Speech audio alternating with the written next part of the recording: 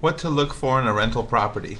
I like to buy single-story buildings because they have less plumbing problems when you have a plumbing leak.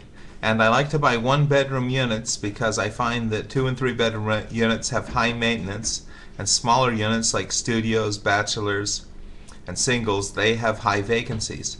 I like to buy 4-unit properties because you get more rents than for a single family unit or house. If you buy a house in an area, typically the 4 units will be twice the price, so they end up being 4 units.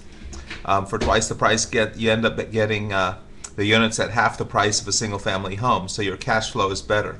Also, on the 4-unit buildings, you can give one of the tenants a quarter of the rent discount, and they will be the resident manager. They will show the vacancies and let the plumber, the painter, the handyman in, and that way you have to do less legwork. And so I find out that I like to buy separate houses or duplexes if possible. The reason for this, if you buy one property, it's just a single shot. If one of the tenants is noisy or has loud parties, it makes the other tenants move. So if the units are separate, like separate houses, that is the most desirable.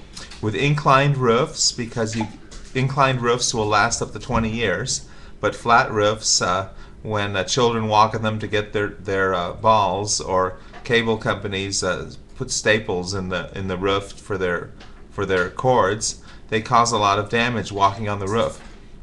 You want to buy properties that are in a non-rent control area, because the rent control with all sorts of inspections and rules, they can make your life miserable.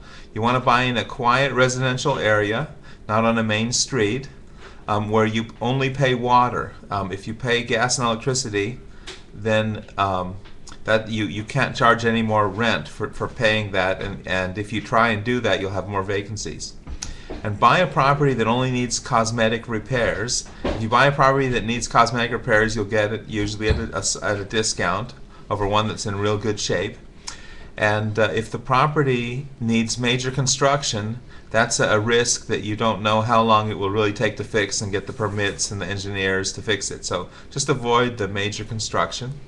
Get something that needs cosmetic repairs like carpets, paint, and fixtures, with a few vacancies on flat land without a basement. Now, you want to buy a property with few vacancies because you'll get it at a discount. You want flat land and not a slope because you'll have less slippage and foundation problems. And without a basement, because basements tend to fill up with water, and by the time they find out, you're getting your foundation to slip.